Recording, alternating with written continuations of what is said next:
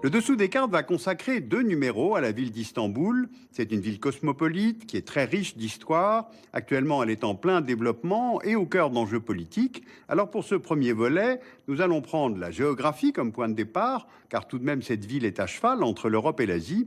Et puis l'histoire qui a façonné son destin, comme le prouvent les différents toponymes qui lui ont été attribués, Byzance, Constantinople et Istanbul. La ville d'Istanbul se trouve ici, à l'ouest de la Turquie. La municipalité s'étend de part et d'autre du détroit du Bosphore, qui relie la mer Noire à la mer de Marmara, puis au sud, on trouve le détroit des Dardanelles, qui ouvre sur la mer Égée. Ces détroits sont souvent considérés comme une des passerelles entre l'Europe et l'Asie. Istanbul serait donc à la fois une ville européenne et une ville asiatique. Istanbul compte environ 15 millions d'habitants, dont plus de la moitié vit du côté européen. Alors on le voit, Istanbul est un carrefour géographique, mais c'est aussi devenu au fil des siècles un carrefour historique et donc culturel. Alors pour le comprendre, faisons un peu d'histoire et revenons aux origines de la ville. Au 7e siècle avant Jésus-Christ, des Grecs venus de Mégare fondent une colonie sur la rive ouest du Bosphore. Leur chef, Byzas, aurait donné son nom à la ville, Byzantion ou Byzance. La ville se développe et s'enrichit car elle est située sur les routes commerciales reliant l'Asie, la mer Noire, alors appelée Pont-Euxin, et la Méditerranée.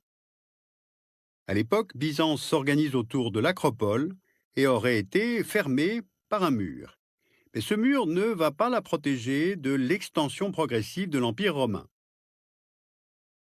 Voici au IVe siècle après Jésus-Christ l'Empire romain.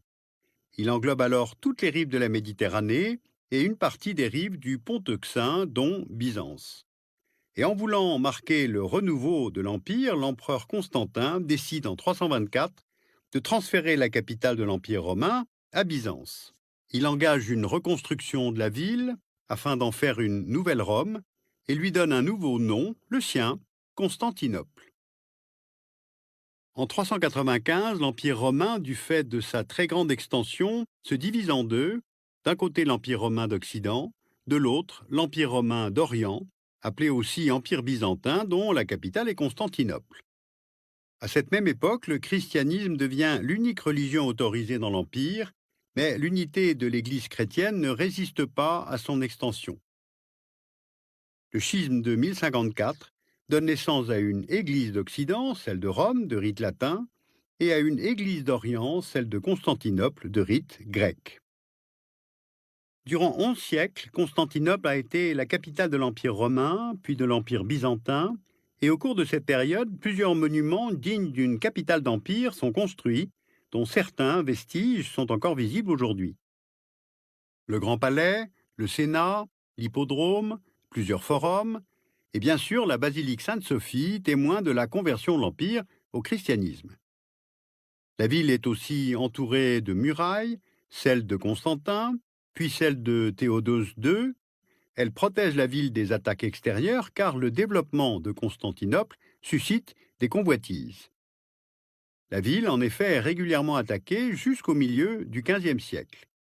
Et à cette date, l'Empire byzantin a perdu une grande partie de son territoire, notamment face à l'avancée de l'Empire ottoman. En 1453, Constantinople tombe aux mains des Ottomans, conduits par Mehmed II. C'est une étape importante et symbolique, car Constantinople, capitale chrétienne, passe alors sous l'influence de l'islam ottoman. Cet événement marque aussi la fin de l'Empire byzantin. Après la prise de la ville, Constantinople devient la capitale de l'Empire ottoman. Elle est progressivement appelée Constantiniye ou Istanbul, qui signifie « je vais à la ville ». Les Ottomans, sur plusieurs siècles, marquent la ville de leur empreinte à travers la construction de nombreux bâtiments, notamment le Grand Bazar, le palais de Topkapi, la mosquée Souleymaniye. La basilique Sainte-Sophie, symbole de l'âge d'or byzantin, n'est pas détruite, mais elle est convertie en mosquée. On lui ajoute des minarets, une fontaine à ablution, ainsi que des grands panneaux à l'intérieur de la nef sur lesquels sont inscrits notamment les noms d'Allah et de Mahomet. Depuis le début de la période ottomane, au XVe siècle, la ville se développe considérablement. Vous voyez là son extension en 1914, 5 siècles plus tard. La ville s'étend alors sur les deux rives du Bosphore que l'on traverse en bateau. Alors que la ville d'Istanbul se développe, l'Empire, lui, est en déclin. Vous le voyez ici en 1914, et la Première Guerre mondiale entraîne la chute de l'Empire qui s'est associé à la Triple Alliance pour tenter de ne pas disparaître. L'Assemblée nationale turque proclame la République de Turquie en 1923 et Mustafa Kemal devient président. Et il veut alors marquer une rupture par rapport au passé ottoman et décide de transférer la capitale de la Turquie à Ankara. La basilique Sainte-Sophie à Istanbul est convertie en musée. Elle n'est donc plus aujourd'hui un lieu de culte, mais elle reste un bâtiment symbolique, l'histoire de ce monument reflétant par bien des aspects les grandes étapes de l'histoire de la ville.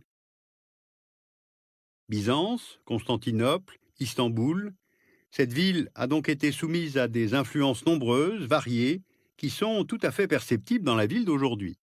C'est pourquoi plusieurs zones de la ville ont été inscrites au patrimoine mondial de l'UNESCO, notamment le quartier de la mosquée Souleymaniye ou encore les murailles de Théodose.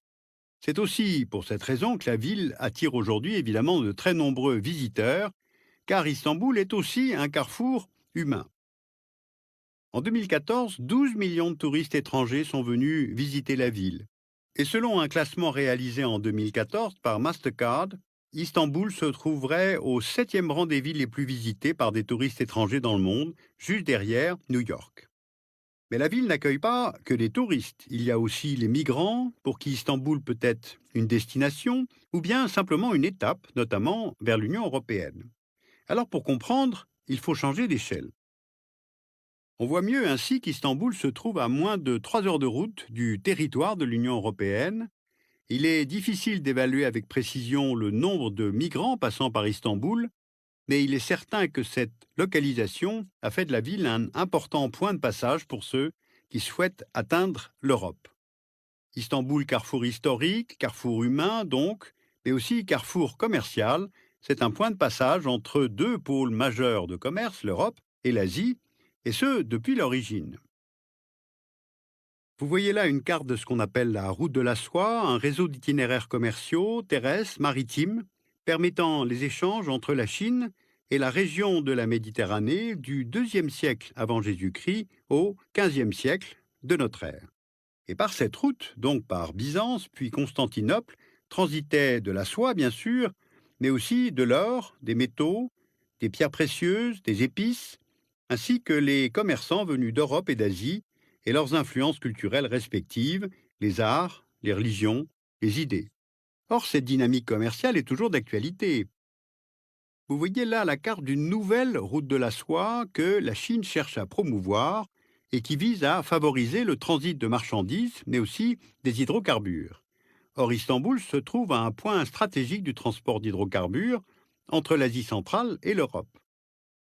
Allons voir d'un peu plus près. Voici le détroit du Bosphore, sur les rives duquel se trouve Istanbul, et le détroit des Dardanelles. Eh bien, ces deux détroits constituent pour les pays riverains de la mer Noire leur seul débouché vers la Méditerranée, qui leur donne accès à l'océan Indien et l'Asie par le canal de Suez, et à l'Atlantique par le détroit de Gibraltar. Ils sont donc devenus des points de passage très empruntés par les navires transportant les marchandises, mais aussi les hydrocarbures. En 2013, environ 130 navires et près de 3 millions de barils de pétrole ont transité chaque jour par le détroit. Cette situation est favorable au port d'Istanbul, mais le trafic dans le Bosphore arrive aujourd'hui à saturation. Alors c'est pour cette raison qu'a été annoncée en 2011 la construction d'un deuxième canal, le canal Istanbul, dont vous voyez le tracé sur la carte. Avec une capacité de 160 navires par jour, il permettrait de désengorger le détroit du Bosphore et aussi de maintenir la place qu'Istanbul tient dans le commerce régional et mondial depuis plusieurs siècles. On le voit, c'est donc un multiple carrefour géographique, historique, carrefour humain, carrefour commercial.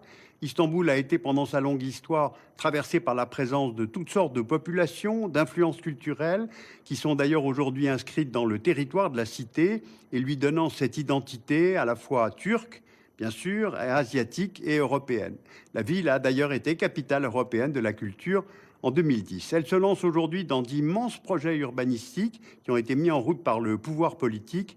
Eh bien, ce sont ces projets qui vont transformer la ville que nous allons analyser la semaine prochaine.